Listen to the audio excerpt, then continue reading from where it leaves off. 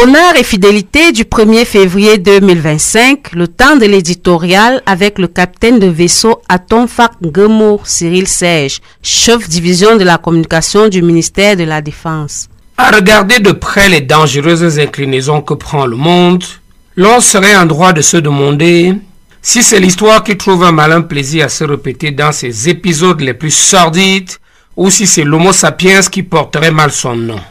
Un sadomasochiste impénitent, le biman prétendument doué d'une intelligence supérieure à celle de toutes les autres espèces, entretient pourtant avec une déconcertante délectation les causes de ses sempiternelles angoisses et de ses tragiques défaites. En l'espace de 900 ans, c'est-à-dire entre le 11e et le 20e siècle, l'humanité a provoqué maintes catastrophes. Guerres de religion, traite négrière, colonisation, guerres mondiales se sont succédées, juxtaposées, superposées et entrecroisées, menaçant à chaque fois de rayer pour jamais toute trace de l'unique civilisation à exister dans le système solaire.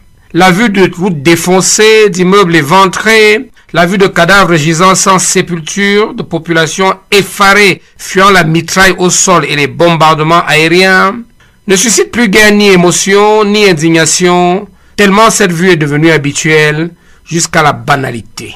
Car plutôt que de servir au bien-être et à la préservation de l'espèce humaine, la créativité rustique et le progrès scientifique favorisent au contraire la mise au point de techniques et d'armes de destruction toujours plus massives. Et n'est pas juste qu'à la musique, pourtant censée adoucir les mœurs, qui ne servent à lancer des projectiles incendiaires. Sur la planète Terre en voie de surpeuplement au dit de certains, l'épée et le feu apparaissent comme étant les instruments les plus efficaces en matière de régulation de la croissance démographique. Ce qui, comme l'on peut s'en douter, fait les affaires des doctrinaires de l'accaparement et de la thésaurisation.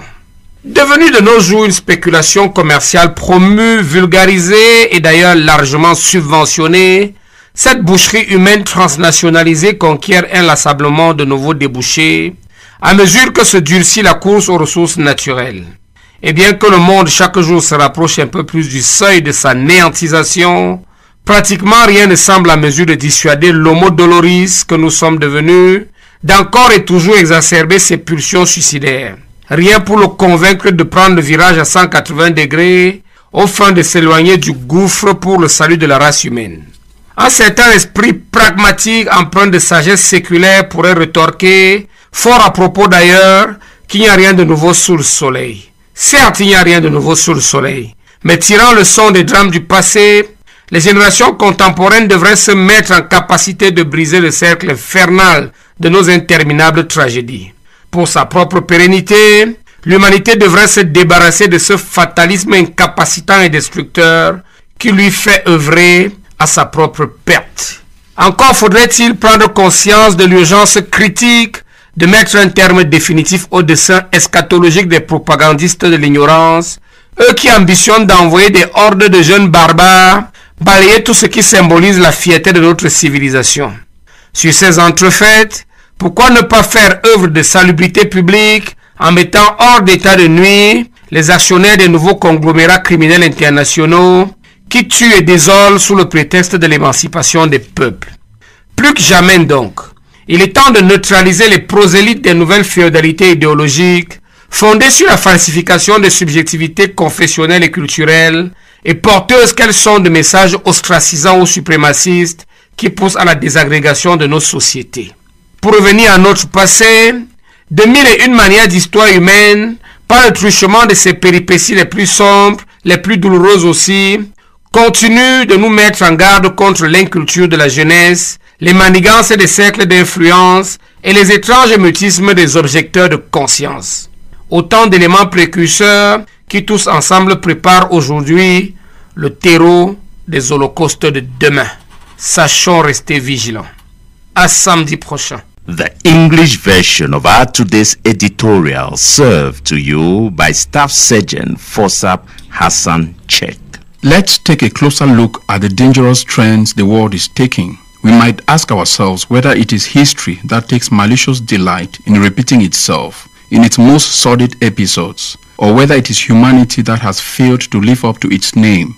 Unrepentant sadomasochists, supposedly endowed with an intelligence superior to that of any other species. Human beings, nevertheless, take a disturbing delight in perpetuating the causes of their endless anguish and tragic defeats. In the space of 900 years, between the 11th and 20th centuries, humanity has caused many disasters. Religious wars, the slave trade, colonization, and world wars have followed, juxtaposed, overlapped, and intertwined, each time threatening to wipe out forever every trace of the only civilization in the solar system. The sight of bumpy roads, shattered buildings, corpses lying unburied, terrified people fleeing from machine gun fire on the ground and aerial bombardment hardly arouses emotion or indignation. It has become so habitual that it is now commonplace. Rural creativity and scientific progress do not serve the welfare and preservation of the human species, but rather the development of tactics and weapons of ever greater mass destruction. Even music, which is supposed to soften morality, is used to spread inflammatory messages. On planet Earth, which some say is becoming overpopulated, the sword and fire seem to be the most effective instruments of regulating population growth, which, as you might expect, suits the doctrinaires of stockpiling and hoarding. Today, this transnationalized slaughter of human beings has become a commercial speculation, promoted, popularized, and even heavily subsidized, relentlessly conquering new markets as the race of natural resources intensifies. And while every day brings the world a little closer to the brink of extinction, there seems to be virtually nothing to stop the pained humans we have become from intensifying our suicidal impulses. Nothing to convince us to make a 100-degree turn away from the abyss for the salvation of the human race. A certain pragmatic spirit, imbued with secular wisdom, might rightly argue that there is nothing new under the sun. Indeed, there is nothing new under the sun. But by learning from the misfortunes of the past, today's generation should be able to break the vicious cycle of our endless tragedies. For its own sustainability, humanity should rid itself of this disempowering and destructive fatalism that leads it to work towards its own destruction. But we must also be aware of the critical urgency of putting a definitive end to the deadly schemes of the propagandists of ignorance, whose ambition is to send hordes of young barbarians to sweep away everything that symbolizes the pride of our civilization. In the meantime, why not serve the common good by curbing the actions of the shareholders of the new international criminal conglomerates, who kill and destroy under the pretext of empowering peoples? More than ever, it is time to neutralize the proselytes of the new ideological feudalisms, which are based on the falsification of religious and cultural subjectivities, and which, like them, carry exclusionary or supremacist messages that promote the disintegration of our societies. To return to our past, in 1001 ways human history, through its darkest and most painful events, continues to warn us against the ignorance of youth, the machinations of circles of influence, and the strange silence of conscientious objectors. All these precursors together are today preparing the ground for tomorrow's Holocaust. Have a blessed weekend.